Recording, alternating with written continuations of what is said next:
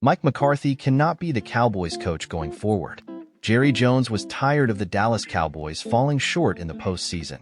His plan for fixing the issue ended up being to put more pressure on head coach Mike McCarthy by refusing to give him any contract security beyond 2024. His belief was that the pressure and angst created by the lack of a contract extension would bring the best out of McCarthy. Critics of his decision say it put the coach in a tough situation, causing him to enter the season as a lame duck with no true authority. So far in 2024, it's the critics who seem to be correct. McCarthy's team has been haphazard, undisciplined, and unorganized. Even more so than usual, that is. They've been self-sabotaging every decent drive on GM offense while being bullied on the ground defensively. Their latest showing was a 47-9 loss to the Detroit Lions, which sends them into the bye week with questions surrounding the future. For what it's worth, Jones continues to support McCarthy, which led RJ Ochoa of Blogging the Boys to come to the conclusion that Jones is purposely building a toxic culture. Ochoa also accurately points out that the interim options are thin even if Dallas were to pull the trigger. Even so, Jones has been around the sport long enough to know that McCarthy's future would be questioned anytime the team suffered a loss.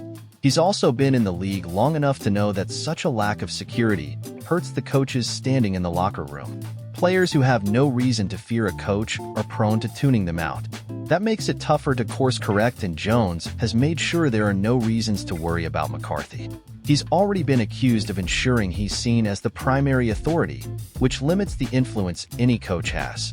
For McCarthy, it's far worse since he's seen as having one foot out the door. That's why the Cowboys can't win with him in charge anymore. 3 Cowboys who must be replaced during the bye week. Week 6 was one to forget for the Dallas Cowboys. They not only fell to 0-3 at home, but were blown out of the building for the second time, with the Detroit Lions winning easily, 47-9. As fate would have it, Dallas now enters a Week 7 bye. Ideally, they were hoping to go into their week off with a win as they prepare for a daunting stretch ahead of them. Instead, they have to sit and stew over this defeat as they prepare to face the San Francisco 49ers in Week 8. At 3-3, the season is far from over, but hope is dwindling fast. That's why the coaches need to use this bye week to pick apart the roster and find where they can improve. In doing so, they should come to the conclusion that these 3 players need to be replaced. Malik Hooker, S. There was a time when Malik Hooker was one of the top coverage safeties in the NFL. Sadly, that's not the case in 2024. Through the first 6 games of the season, Hooker has already given up 144 yards and allowed a QB rating of 116.4.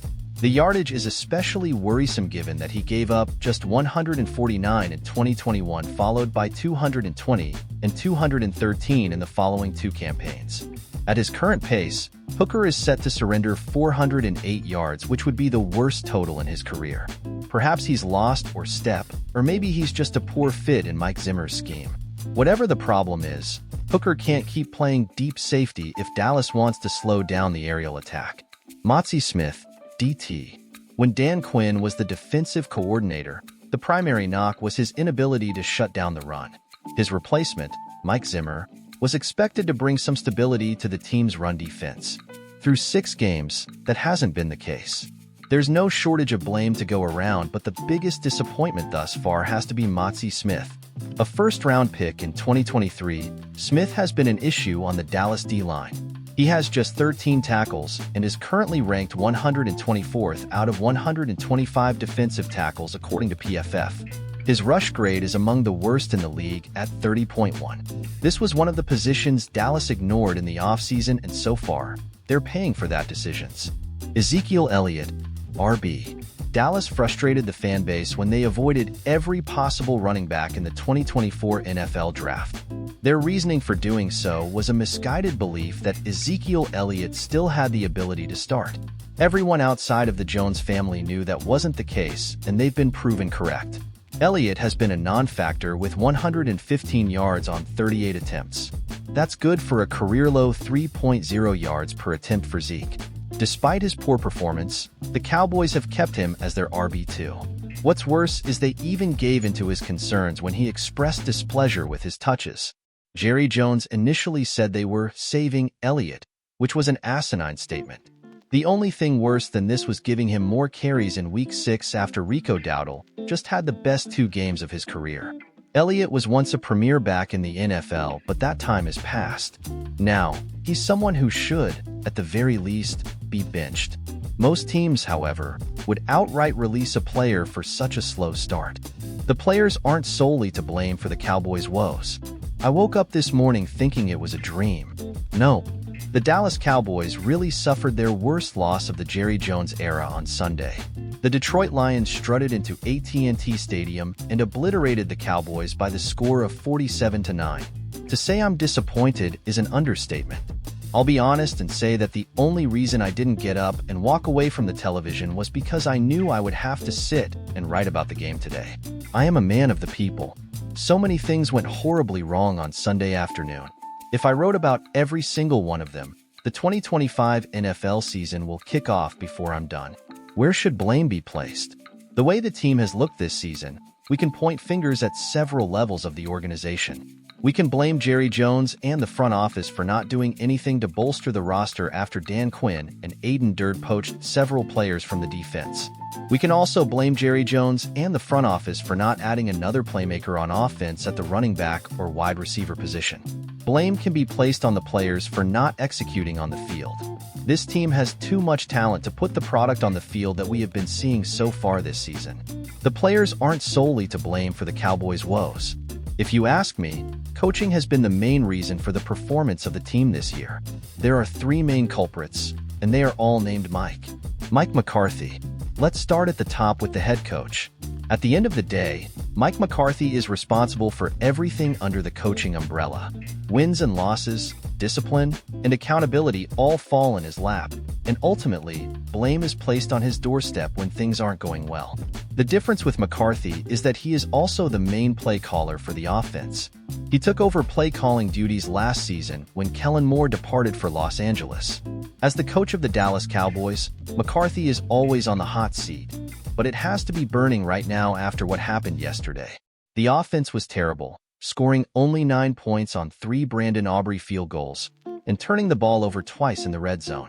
Excluding the final 2 drives with Cooper Rush under center, first down proved to be McCarthy's enemy once again.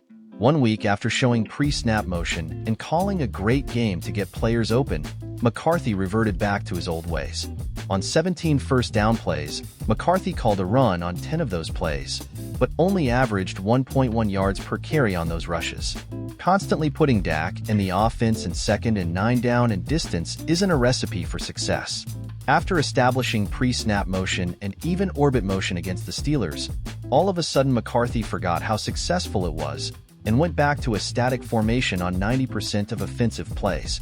The first speed jet motion across the formation didn't occur until there were only 3 minutes left in the entire game. And the second team offense was trying to improve on the 9 points on the scoreboard. McCarthy calling a stagnant offense after successfully implementing some variety the week before is a prime example of this organization refusing to get with the times and evolve. Mike Zimmer. The next Mike on the list gets the blame for the defense's terrible performance. People are quick to point out how injuries have affected the defense, and it's not Mike Zimmer's fault. I understand the defense is missing all the following players: D.E. Sam Williams, D.E. DeMarcus Lawrence, D. Marshawn Nealand, Edge Micah Parsons, C.B. Darren Bland, L.B. Eric Kendricks. That's quite a list, and quite a hit on the depth of the defensive line. But other teams deal with injuries all the time and don't look as terrible as the Cowboys looked in their 3 home games this season. At the end of the day, every player on the roster is an NFL player, and looking as terrible as the defense has looked has less to do with the players on the field and more to do with coaching and leadership. Players running wide open through the secondary could have been blamed on the players getting used to Zimmer's system, but enough is enough. We've had several examples this season of adjustments needing to be made, and it's Zimmer's job to adjust. If he makes it through the bye week, he needs to dig deep in his coordinator bag and put a better product on the field. Mike Solari. Offensive line coach Mike Solari was another one of those Mike McCarthy hires that is backfiring. The play of the offensive line has regressed. The Cowboys were forced to shuffle the offensive line last week in Pittsburgh after rookie LT Tyler Guyton went down with a knee injury. Everyone swore the group of Tyler Smith, TJ Bass, Cooper Beebe, Zach Martin, and Terrence Steele was the best 5 combination moving forward. Well, how did that work out? Dallas finished with 53 yards rushing, allowed Dak to get sacked 4 times, and were part of an offense that turned the ball over 5 times. Aside from Tyler Smith, the offensive line has not played well, and something needs to change. If all 3 of these mics have their jobs after the bye week, then the Dallas Cowboys aren't serious about winning, and we can pack up this season and start getting ready for the draft.